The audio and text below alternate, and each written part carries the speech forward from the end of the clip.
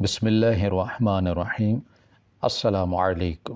میرا نام رخشندہ ہے، لیکن گھر میں سب مجھے رخشی کہا کرتے ہیں۔ سب سے پہلے رخشی کہنا گھر میں کس نے شروع کیا یہ تو پتہ نہیں، لیکن یہ طے ہے کہ ابو نے چاہے اصلی نام ہو یا نک نیم رکھنے میں کوئی دلچسپی نہیں دکھائی ہوگی۔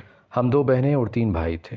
ابو فوج میں ملازم تھے، لیکن کچھ عرصے کے بعد انہوں نے فوج سے ریٹائرمنٹ لے لی اور ذمہ داری کرنے لگے۔ اب وہ ہم وقت گھر پر ہوتے اور ان کی وجہ سے ہم بھائی بہنوں کی سانس گلے میں اٹکی رہتی۔ ابو انتہائی سخت گیر انسان تھے، لیکن ان کی شخصیت بہت ہی دو رنگی تھی۔ باہر وہ انتہائی ملنسار اور دوستانہ رویہ رکھتے تھے، لیکن گھر میں سخت گیر اور پابندیاں لگانے والے اور اپنی ہی اولاد سے فاصلے پر رہنے والے باپ بن جاتے کہ ہمیں ان سے بات کرتے ہوئے اتنی ہچکچاہٹ رہتی کہ ہم بہن بھائی ایک دوسرے کو آگے کرتے کہ تم جاؤ، جا کر بات کرو۔ لیکن میں نے ایک چیز شدت سے نوٹ کی کہ بھائیوں کے لیے تو ان کے دل میں پھر کچھ گنجائش نکلا کرتی تھی، لیکن ہم بیٹیوں کے لیے وہ بالکل ایک اجنبی انسان تھے۔ انہوں نے ہم بہنوں کو نہ تو کبھی گلے سے لگایا، نہ ہی ہمارے سر پر ہاتھ رکھا، اور نہ ہی ہم سے کبھی نرمی یا اپنائیت سے بات کی۔ وہ ہمارے حوالے سے بات بھی امی کو کہا کرتے تھے، اور اس وقت ان کے لہجے میں اتنی کڑواہٹ آ جاتی کہ ہم ڈر جاتے۔ وہ تو ہماری تعلیم کے بھی خلاف تھے، لیکن امی کے اصرار پر انہوں نے ہمارا داخلہ اسکول میں تو کروا دیا، لیکن ہمیں 5ویں سے آگے پڑھنے کی اجازت نہ ملی۔ مگر بھائیوں کے معاملے میں ایسا کچھ بھی نہیں تھا۔ انہیں بہترین پرائیویٹ اسکول میں ڈالا گیا، لیکن یہ ان کی بدقسمتی تھی کہ وہ تعلیم میں کسی بھی قسم کی دلچسپی دکھانے سے قاصر رہے۔ یہی وجہ تھی کہ میرے تینوں بھائی میٹرک سے آگے نہ پڑھ سکے۔ میٹرک میں ان کے نمبر انتہائی کم تھے کہ تینوں کو کسی بھی کالج میں ایڈمیشن نہیں مل سکا، حالانکہ ابو نے اپنی طرف سے سر توڑ کوشش کی تھی۔ پھر تھک ہار کر ابو نے ان تینوں کو اپنے ساتھ ہی ذمہ داری کے مختلف کاموں میں لگا دیا۔ میرے بھائی بھی ابو کی کاربن کاپی تھے۔ انہیں جیسی سخت مزاجی، اکھڑ رویہ، بے جا روک ٹوک دیکھ کر کبھی کبھی مجھے ایسا لگتا ہے کہ جیسے میں، امی اور بڑی بہن کسی قید خانے میں موجود ہیں اور ہم پہ یہ چاروں مرد کسی داروغہ کی طرح مسلط ہیں۔ کبھی کبھی تو اپنی چار دیواری کے اندر اتنا دم گھٹتا کہ رونے کو دل چاہتا۔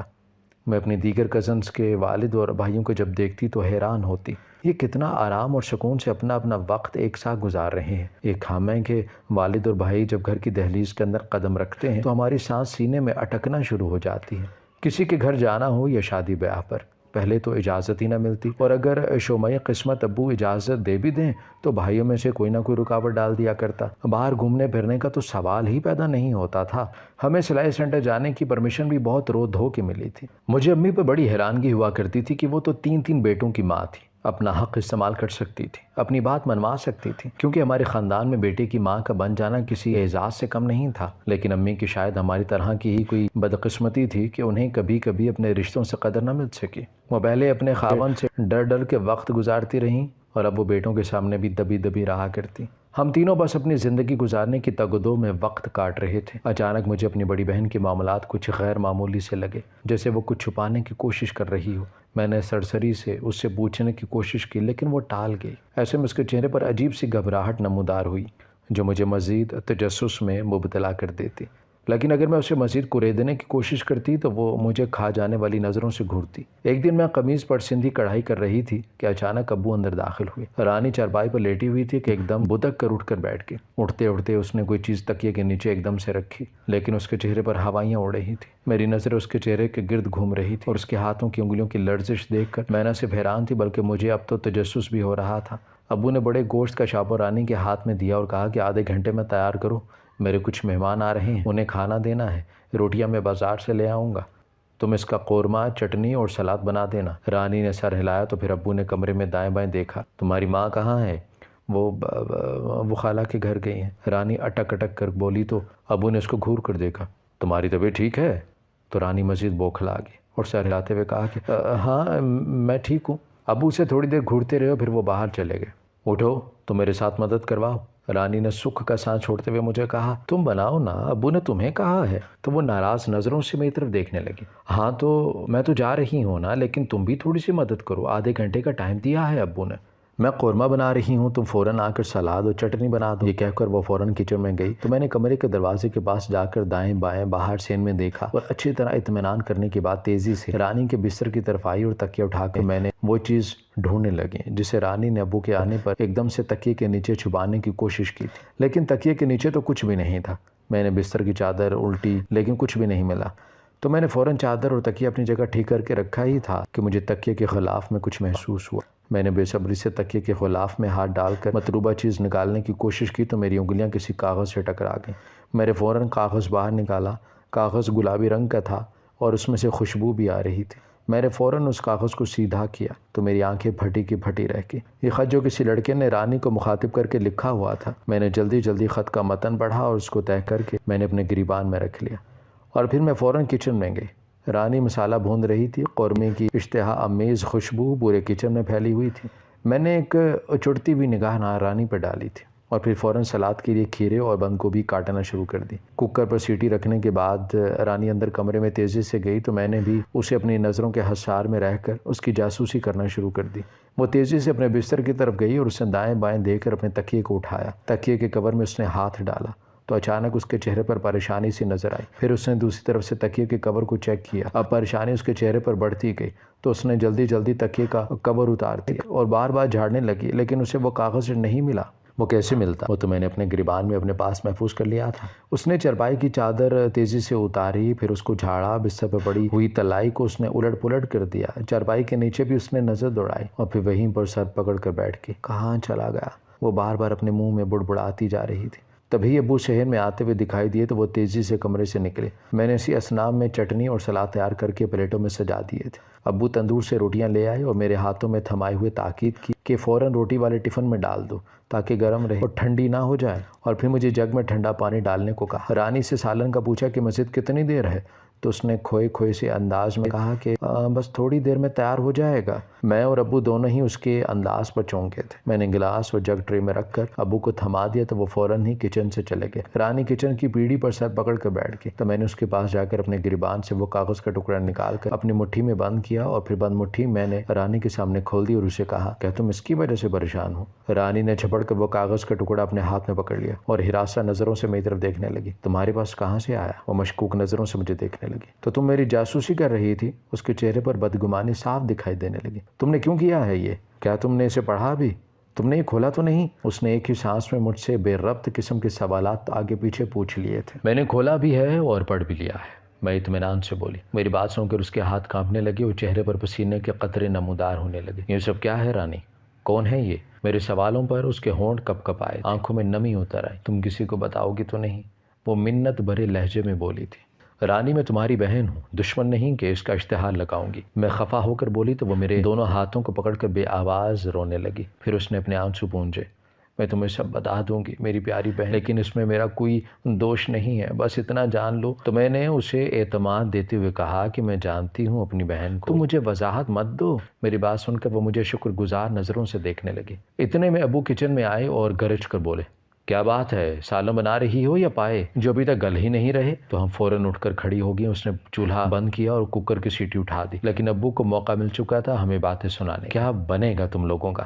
ایک ہانڈی تو تم لوگوں سے بنتی نہیں، جیسی ماں ویسی بیٹیاں۔ ابو کچن کے دروازے پر کھڑے ہو کر دھیمی آواز میں مسلسل ہمیں ذلیل کیے جا رہے تھے۔ حالانکہ سب کچھ تیار تھا، لیکن بس اپنی عادت سے مجبور، اپنی جلباز طبیعت میں وہ یہ بھول جاتے ہیں کہ انہوں نے پکانے کے لیے گوشت دیا ہے، آلو کی ترکاری نہیں جو 5 منٹ میں گل جائے۔ رانی مجھ سے باتیں کرنے کے بعد کافی پر اعتماد نظر آئی تھی۔ اس نے ان باتوں کی پرواہ کیے بغیر خاموشی کے ساتھ کوکر کھولا اور قورمے کو ڈونگے میں ڈالا۔ گارنشنگ کے لیے ہری مرچ اور ہرا دھنیا اس نے قورمے پر ڈالا اور ادرک بھی اس میں ڈال دی اور ڈونگے کو ٹرے میں رکھ کر ابو کے حوالے کر دیا۔ ابو جلتی ہوئی پرتعش نظروں سے ہم دونوں کو دیکھتے رہے اور پھر چپ چاپ ٹرے اٹھا کر مہمان خانے کی طرف روانہ ہو گئے۔ تو ہم دونوں بہنوں نے سکھ کا سانس لیا اور پھر وہاں سے ہم اپنے کمرے کی طرف آ گئے۔ کمرے کا دروازہ بند کر کے ہم چرپائی کے کونے میں جا کر بیٹھ گئے اور کھڑکی سے صحن پر بھی نظر رکھنے لگے۔ اب مجھے بتاؤ یہ سارا کیا معاملہ ہے؟ میں نے پوچھا۔ میں نہیں جانتی کہ یہ لڑکا کون ہے، کیوں میرے پیچھے پڑ گیا ہے، متذبذب میں بولی تھی۔ کیا مطلب ہے تمہارا کہ تم نہیں جانتی؟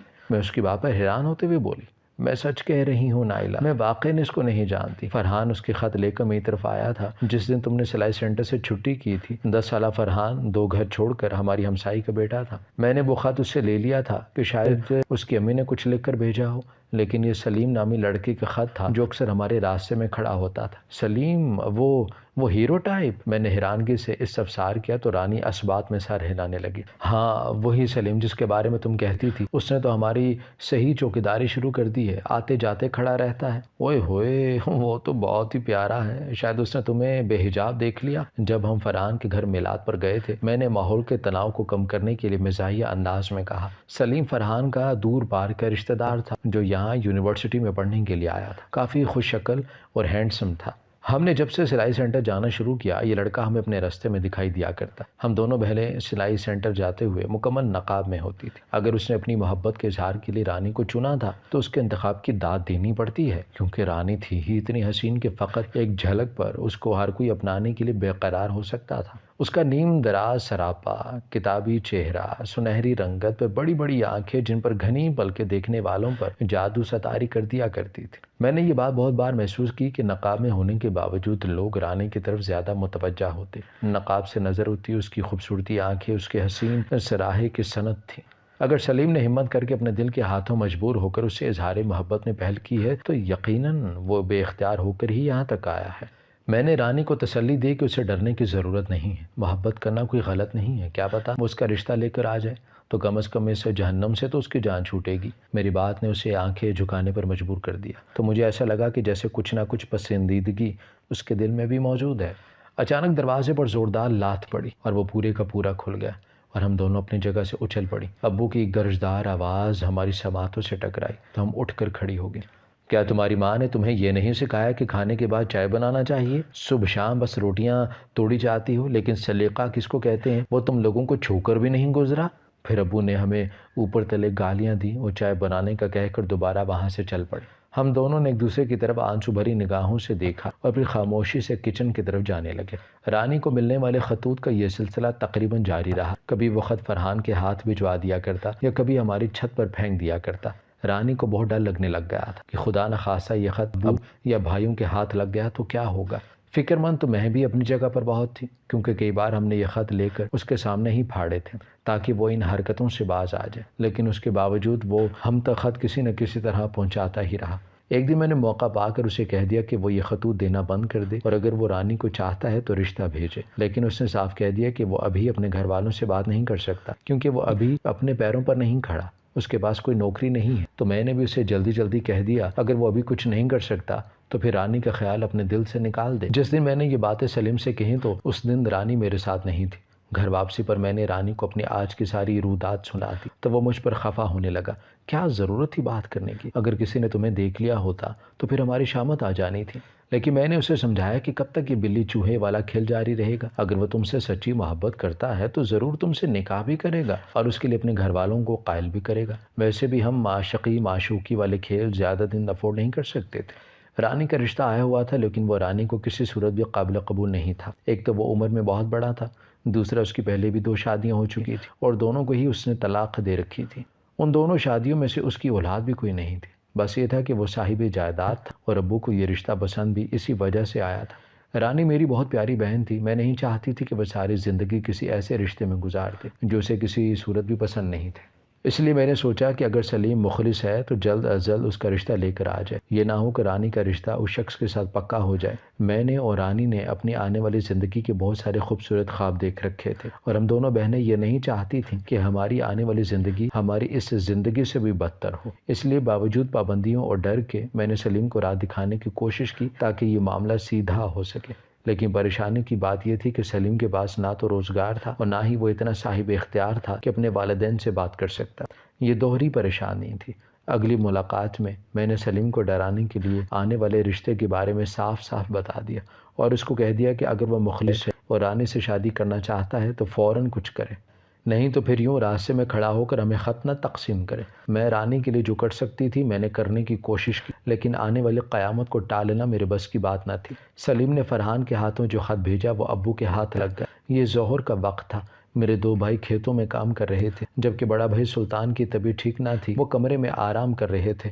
ابو چھت سے تیزی سے نیچے اترے اور آتے ساتھ ہی رانی کو بالوں سے پکڑا جو قرآن پاک کی تلاوت کر رہی تھی۔ ایک ہاتھ سے اس کے بال پکڑ کر دوسرے ہاتھ سے وہ خط اس کی آنکھوں کے سامنے لہرایا اور اسے گالیاں دیتے ہوئے کہا، تیرے یار کا لو لیٹر آیا ہے، اور پھر بے تحاشا گالیاں دیتے ہوئے اسے مارنا شروع کر دیا۔ وہ چیختی جاتی اور ہاتھ جوڑتی جاتی، اس میں میرا کوئی قصور نہیں ہے، لیکن ابو کچھ بھی سننے کے لیے تیار نہ تھے۔ میں اور امی رانی کو بچانے آئے تو ابو نے ہم دونوں کو بازو سے پکڑ کر کمرے میں دھکیلا اور دروازہ بند کر دیا۔ میں اور امی کھڑکی سے بار بار رانی کے لیے دعائیاں دیتے رہے، لیکن ابو پر تو جیسے دیوانگی ستاری ہو گئی تھی۔ وہ بار بار اسے یہی سوال کر رہے تھے کہ یہ سلسلہ کب سے جاری ہے۔ سلطان بھی اٹھ کر آ گیا تھا اور وہ خط اس نے بھی دیکھ لیا۔ اس کی آنکھوں میں خون اتر گیا۔ انہوں نے رانی کو بے دریغ پیٹنا شروع کر دیا۔ ان کے ہاتھ میں جو چیز بھی آتی گئی وہ سے رانی کو مارتے چلے گئے۔ وہ ان دونوں کے پیروں میں گڑ گڑاتی رہی، معافیاں مانگتی رہی، لیکن ابو اور بھائی دونوں نے اس کی ایک نہ سنی۔ اتنے میں ابو تیش کی حالت میں اندر گئے اور رائفل اٹھا کر لے آئے اور رانی پر تان لی۔ سلطان نے رائفل پکڑ لی اور انہیں منع کرنے لگا، نہیں ابو، یہ ظلم ہے، مر جائے گی یہ۔ تو مر جائے نا۔ ابو دھاڑے اور زور سے سلطان کو دھکا دیا تو وہ منہ کے بل جا گرا، اور پھر ابو نے رائفل رانی کے سر پر رکھی اور فائر کر دیا۔ رانی ایک جھٹکے سے گری اور زمین پر تڑپنے لگی۔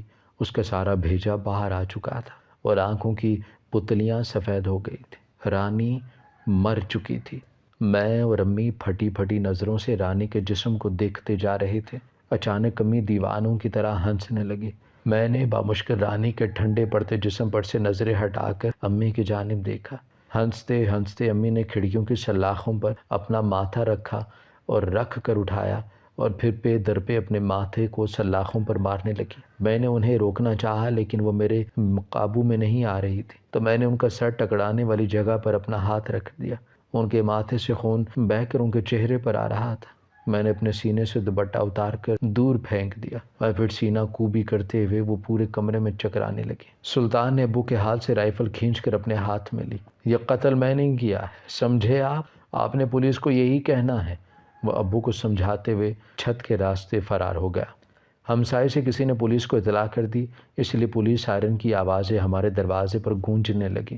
دروازے پر ایک ہجوم تھا جس کا شور ہمارے کانوں کے پردے پھاڑ رہا تھا۔ ابو نے دروازہ کھول دیا اور پولیس اندر داخل ہوئی، لیکن اس سے بہت پہلے بھائی بھاگ چکا تھا۔ اتنے میں پولیس نے ہمارے کمرے کے دروازے کھولے تو میں اور امی بھاگ کے رانی کی طرف آئے اور پھر ہمیں کچھ بھی ہوش نہ رہا۔ رانی کی ڈیتھ کے 6 ماہ بعد میرا نکاح چپ چاپ خاندان سے باہر کر دیا گیا۔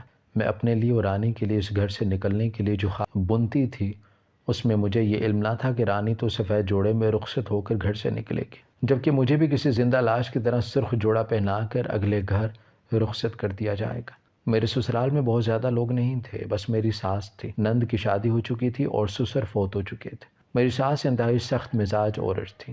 مجھے ایسا لگتا تھا کہ جیسے ابو کی پرچھائی ہوں۔ انہیں نقص نکالنے کی عادت تھی۔ میں چاہے جتنا بھی اچھا کام کر رہی تھی وہ کہیں نہ کہیں سے نقص پکڑ کر اسے میرے سامنے لے آتی، اور پھر تو جیسے انہیں موقع ہی مل جاتا اور وہ فوراً شکایت میرے خاوند شہباز کو لگا دیتی، اور شہباز مجھے روئی کی طرح دھنک رکھ دیتا۔ مجھے صفائی کا موقع ہی نہ ملتا۔ ابو کے گھر میں تو گالی گلوچ کا رواج تھا، لیکن یہاں تو شہباز گالی کے ساتھ ساتھ مار پیٹ بھی کرتا تھا۔ میں تو ایک جہنم سے نکل کر دوسرے جہنم میں قدم رکھ چکی تھی۔ مجھے پل پل اس بات کا شدت سے احساس ہو رہا تھا۔ میں اب مستقل طور پر خودکشی کے بارے میں سوچنے لگی تھی، کیونکہ میری ساس پٹوانے کے ساتھ ساتھ اب مجھ پر شک بھی کرنے لگی تھی۔ میں جب بھی ان کے کمرے میں جاتی تو وہ شہباز کے کانوں میں نہ جانے کیا سرگوشی کر رہی ہوتی۔ شہباز مجھے اس کے بعد کئی دنوں تک کڑی نظروں سے دیکھتے۔ ساس کی وفات کے بعد مجھے امید تھی کہ اب میرے دن بدل جائیں گے، لیکن شہباز دن بدن سخت سے سخت تر ہوتے چلے جا رہے تھے۔ مجھے اپنی حالت بدلنے کی امید نہ تھی، لہٰذا میں نے چپ چاپ زہر کھا لیا۔ لیکن جب مجھے ہوش آیا تو میرے سامنے شہباز کسی بچے کی طرح بلک بلک کر رو رہے تھے، اور میں حیران و پریشان نظروں سے ان کی طرف دیکھنے لگی۔ شہباز نے مجھے آہستہ آہستہ وہ ساری باتیں بتائیں کہ جنہیں سن کر میں رو پڑی۔ شہباز نے مجھے بتایا کہ جب تمہاری میرے ساتھ رشتے کی بات چلی تو امی کسی طور پر بھی اس رشتے کے حق میں نہ تھی، بلکہ انہوں نے بہت زور لگایا کہ یہ رشتہ یہاں نہ ہو، کیونکہ تمہاری بہن کے قصے ہمارے محلے تک بھی پہنچے ہوئے تھے۔ امی ہمیشہ مجھے یہ کہتی تھیں کہ جیسے بڑی بہن ہوگی ویسے ہی چھوٹی بھی ہوگی، ان دونوں میں بھلا کیا فرق ہوگا، کہ دونوں ایک دوسرے کی رازداں بھی تھیں، لہٰذا وہ تم سے شروع دن سے ہی بد دل ہو گئی تھی۔ لیکن صرف ابا جی کی وجہ سے وہ اس راستے کی مخالفت زیادہ دیر نہ کر سکی اور انہیں سر تسلیم خم کرنا پڑا۔ لیکن جو ہی تم بیاہ کر ہمارے گھر آئی تو امی تم پر بے تحاشا شک کرتی تھی، یہاں تک کہ وہ ہر وقت مجھے بھی یہی کہتی ہیں کہ اس پر نظر رکھو، یہ مجھے ٹھیک لڑکی نہیں لگتی۔ جب تم چھت پر کپڑے سکھانے جاتی تو میری ماں پیچھے سے مجھے کہتی کہ چھت پر اس کا عاشق کھڑا ہے، یہ اس سے ملنے جاتی ہے۔ جب میں چھت پر جاتا تو تم پڑوسن سے باتیں کر رہی ہوتی۔ میں اماں سے کہتا کہ تم بے وجہ شک کر رہی ہو، لیکن اماں بولتی کہ تجھے بھی اب سچ نہیں معلوم۔ پھر کچھ وقت بعد اماں کا انتقال ہو گیا تو ایک دن ملازمہ بولی، صاحب پلیز بیگم صاحبہ کا چھت پر جانا بند کر دو، لوگ مجھے بھی عجیب نظروں سے دیکھتے ہیں۔ یہ سنتے ہی میرا دماغ گھوم گیا۔ اگلے دن جب تم کپڑے سکھانے جانے لگی تو میں نے تمہاری چادر اوڑھ لی اور چھت پر چلا گیا۔ منہ پر کپڑا ڈالے ابھی 2 ہی منٹ ہوئے تھے جب مجھے پیچھے سے کسی مردانہ ہاتھ کا دباؤ اپنے کندھے پر محسوس ہوا تو میں تیزی سے پلٹا اور اسے دبوچ لیا۔ اچھا تو یہ ہے تیرا یار، تو اس سے ملنے کے لیے اوپر آتی تھی؟ ماں ٹھیک کہتی تھی، میں آج ہی تجھے طلاق دے کر تیرے باپ کے گھر بھیجوں گا۔ یہ کہہ کے میں نے جب اس کے چہرے سے چادر ہٹائی تو وہ تمہارا بڑا بھائی سلطان تھا جس نے رانی کا قتل کیا تھا۔ میں اسے اپنی چھت پر دیکھ کر حیران رہ گیا، لیکن وہ میرے سامنے ہاتھ جوڑے کھڑا تھا۔ پھر وہ میرے پیروں میں بیٹھ گیا۔ بھائی خدا کے لیے میری بہن کا کوئی قصور نہیں ہے، وہ مجھے بس روٹی دینے آتی ہے۔ آپ کو تو پتہ ہے کہ میں اپنے گھر نہیں جا سکتا کیونکہ پولیس کا ہر وقت وہاں پر پہرا رہتا ہے۔ میری بہن رانی بے قصور تھی اور میری یہ بہن بھی بہت ہی مظلوم ہے۔ ہم باپ بیٹوں کی غلطیوں کی سزا میری بہن کو مت دے، قصوروار میں ہوں لہٰذا سزا میری بنتی ہے۔ آپ چاہیں تو مجھے ابھی اور اسے وقت پولیس کے حوالے کر دیں، لیکن میری بہن کو طلاق نہ دیجیے گا پلیز۔ وہ بولتا چلا جا رہا تھا اور میں ندامت کے گڑھے میں گرتا چلا جا رہا تھا۔ تم سے شادی کے بعد کوئی دن بھی ایسا نہیں گزرا کہ جب میں نے تم پر شک نہ کیا ہو۔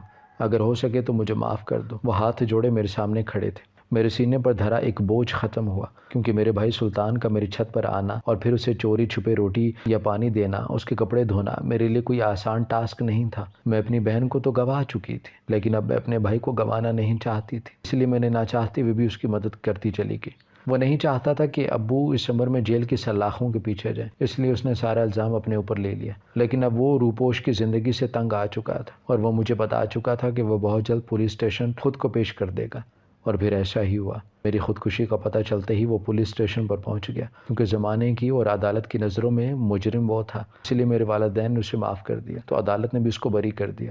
میں اور امی یہ بات تو جانتے تھے کہ اصل قاتل کون ہے، لیکن ظاہر ہے ہم بتانے سے قاصر تھے۔ امی تو اس گھر میں ابو کے ساتھ رہنے پر مجبور تھی تو وہ وہاں رہ رہی تھی، لیکن مجھے ایسی کوئی مجبوری نہیں تھی، اس لیے میں کبھی بھی پلٹ کر اپنے والدین کے گھر نہیں گئی کیونکہ میں ابو کو نہیں دیکھنا چاہتی تھی۔ شہباز کا رویہ بھی میرے ساتھ بہت اچھا ہو گیا اور اب برسوں بعد مجھے لگتا ہے کہ میں واقعاً کھل کر سانس لے رہی ہوں۔ ہماری ویڈیو اگر آپ کو پسند آئی ہے تو ضرور لائک کیجیے، اپنی رائے دینا چاہیں تو کمنٹس کیجیے، اچھی لگے تو شیئر کیجیے۔ اس کے ساتھ ساتھ اگر آپ نے ہمارا چینل سبسکرائب نہیں کیا تو ضرور کیجیے اور بیل آئیکن پر لازمی کلک کیجیے تاکہ ہماری ہر آنے والی ویڈیو آپ تک بر وقت پہنچ سکے۔